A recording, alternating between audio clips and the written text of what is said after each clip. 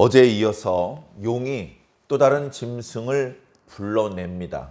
어저께는 용이 부르니 한 짐승이 바다로부터 올라와서 많은 사람들을 미혹하는 그런 역사들이 있었습니다.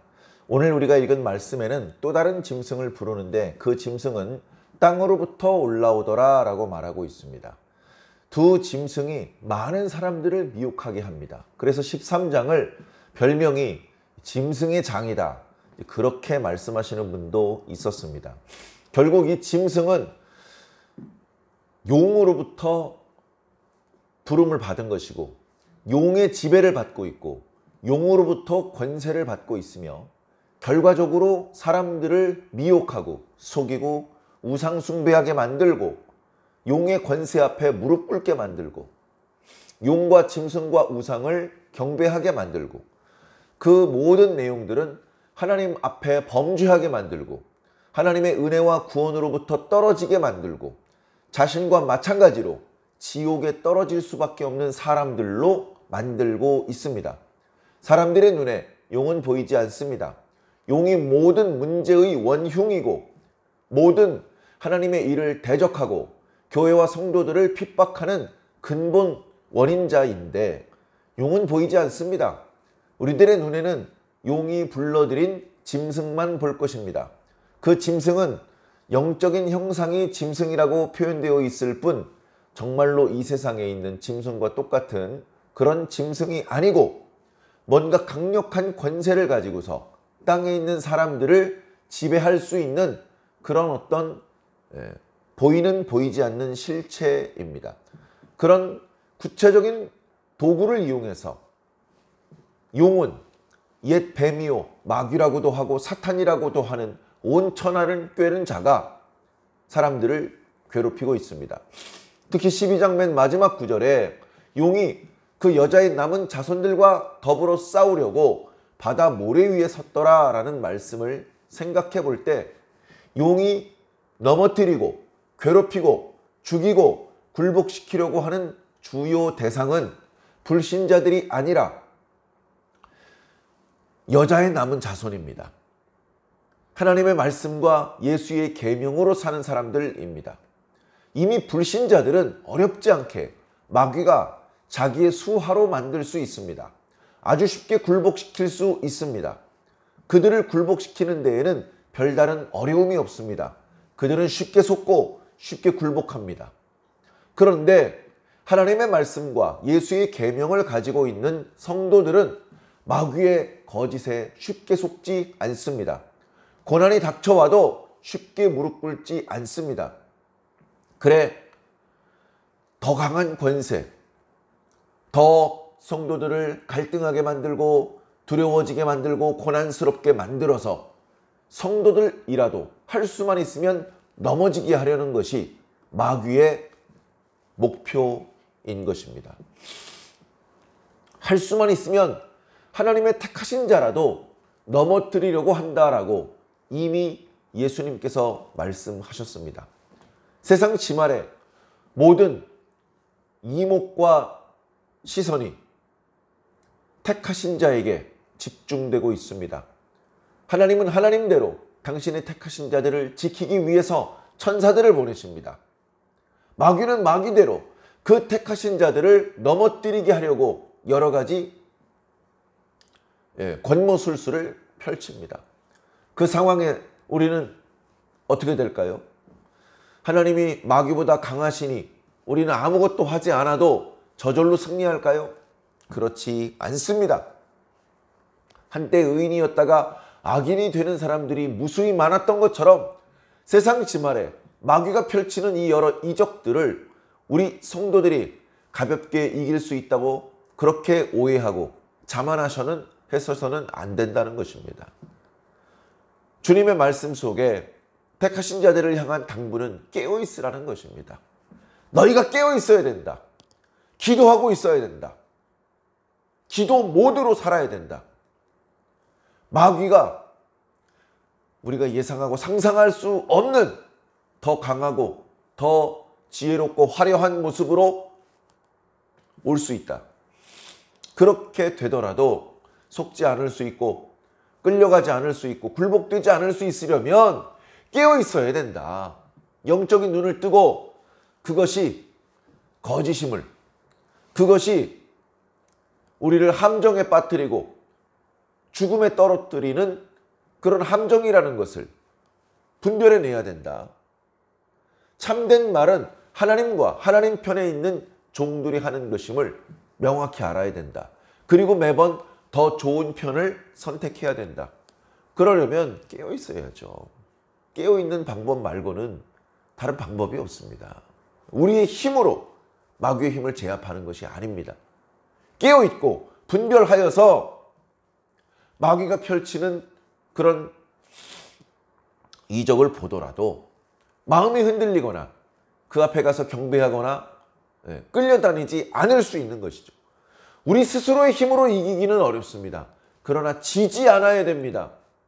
고난이 좀 길어지더라도 매우 불편해지고 힘들어지더라도 지지 않아야 됩니다. 이기신 예수 그리스도를 붙잡아야 됩니다. 이 싸움은 그렇게 오래가지 않습니다. 우리가 충분히 이길 수 있고 견딜 수 있는 만큼 나타날 것입니다.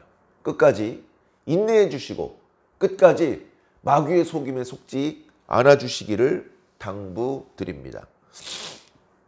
오늘 말씀 11절에 두 번째 짐승을 용이 불러내는데 첫 번째 짐승과 마찬가지로 이 짐승들의 특징 중에 하나가 어린 양을 모방하는 것입니다. 이미 어린 양이 있었고 하나님께서 세우신 두 증인이 있었습니다. 그 참된 역사가 있었는데 이 짐승들이 그 역사를 모방합니다. 그러니까 깨어있지 못하고 영적으로 분별하지 못하는 사람들은 이게 하나님의 역사구나, 이건 잘못된 게 아니구나 쉽게 속습니다. 어저께 바다로부터 올라왔던 짐승은 그 머리통 하나가 죽었다가 다시 살아납니다. 그러니까 사람들이 와 신기하다, 죽었다가 다시 살아나네. 예수 그리스도께서 죽었다가 다시 살아나시고 두 증인이 죽었다가 생기를 받아 다시 일어서죠. 그와 유사한 흉내를 내고 있습니다. 두 증인이 일어날 때는 사람들이 정신을 차리지 못하는데 짐승의 머리통 중에 하나가 죽었다가 살아나니까 무수히 많은 사람들이 신기하게 생각하면서 그 앞에 경배를 드립니다. 참 안타까운 일이죠. 분별력이 없기 때문에 그렇습니다. 분별력이 없기 때문에. 그런데 오늘 땅으로부터 올라온 이 짐승은, 두 번째 짐승은 그 머리에 두 뿔이 있다. 두 뿔이 있다. 두 증인을 흉내내고 있습니다.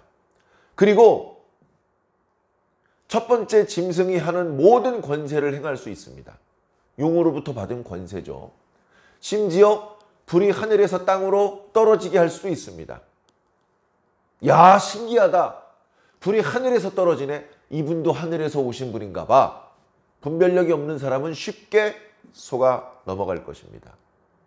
과거에 엘리야가 기도했더니 불이 하늘에서 땅에 떨어졌잖아. 요한계시록 말씀에 보니까 두 증인도 불을 하늘에서 땅에 떨어뜨리더라고. 그러니까 하나님 편에 속한 사람일 거야. 껍데기를 보고 판단하면 안 됩니다. 결국은 내면을 보아야 됩니다. 내면은 잘 보이지 않습니다. 그 말을 들어보고 그것을 분별해낼 수 있는 힘이 없으면 속을 수밖에 없는 것이 마귀의 속임수입니다.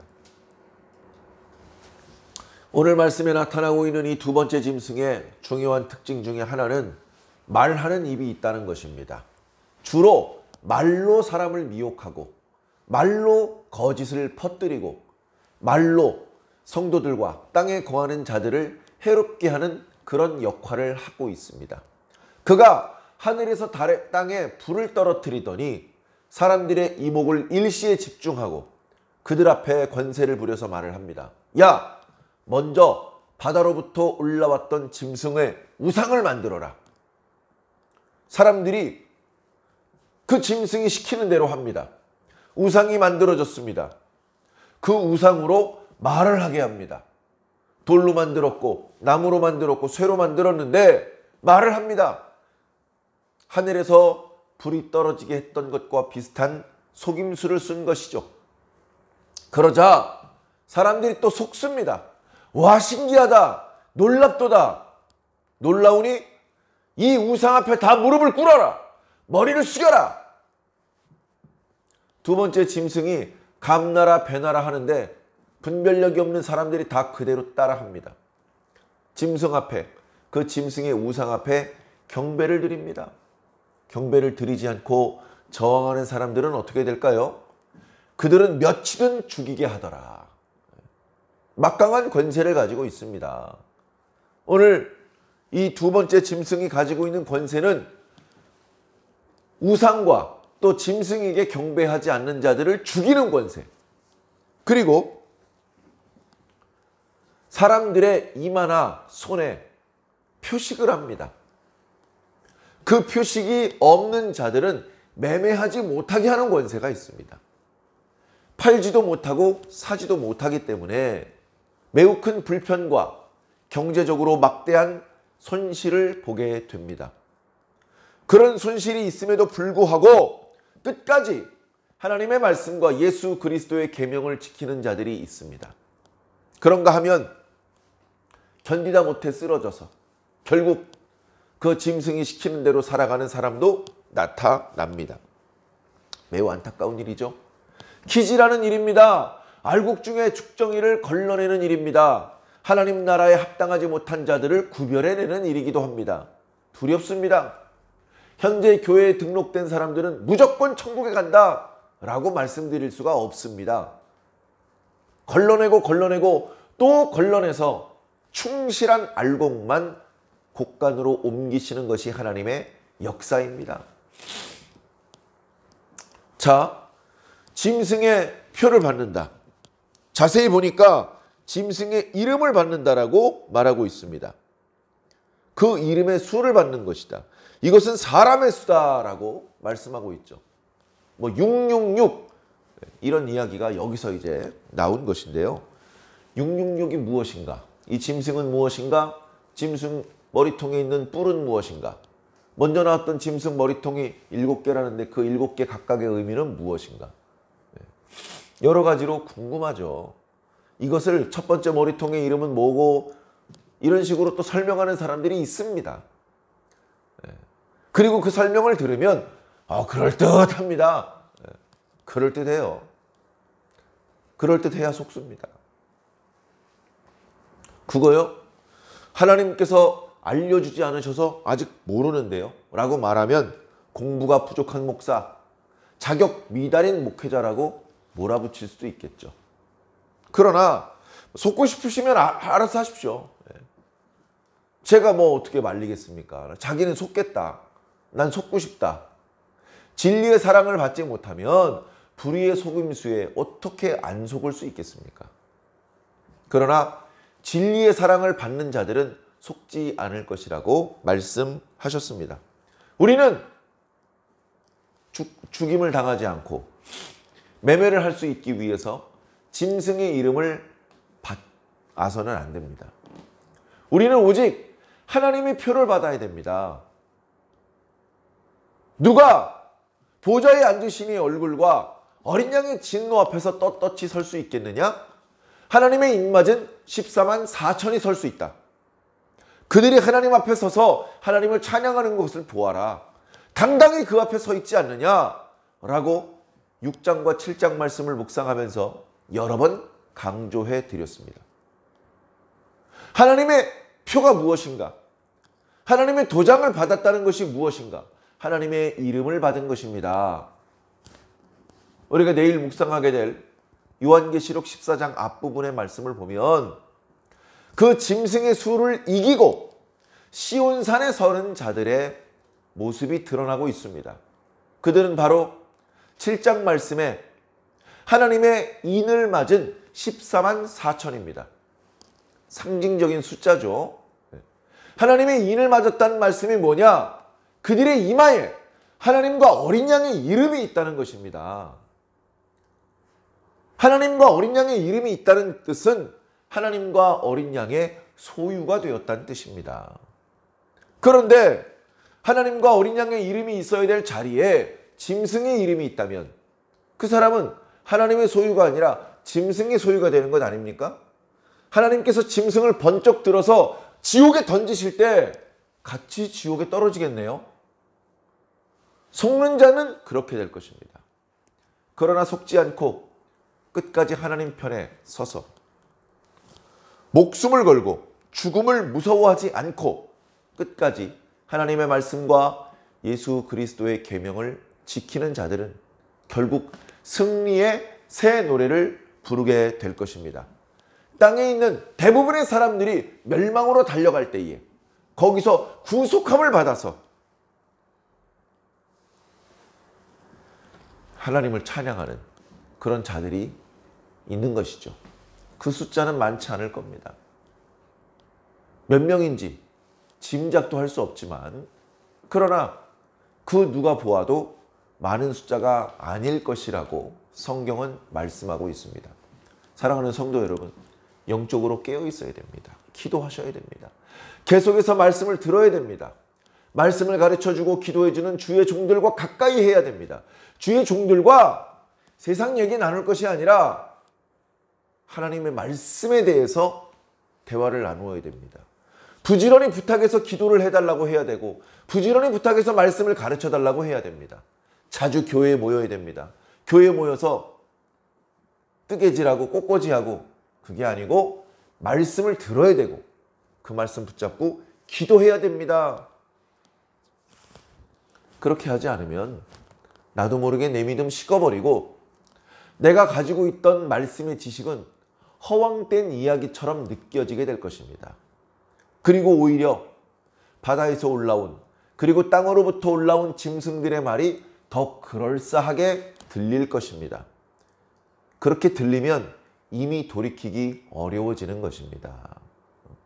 이미 성경의 가르침이 허황되게 느껴지는 사람에게 성경 펼쳐놓고 몇 장 몇 절의 말씀을 보시라고 한들 마음이 움직이겠습니까? 하나님의 말씀, 생명의 말씀 귀담아 들어주겠습니까?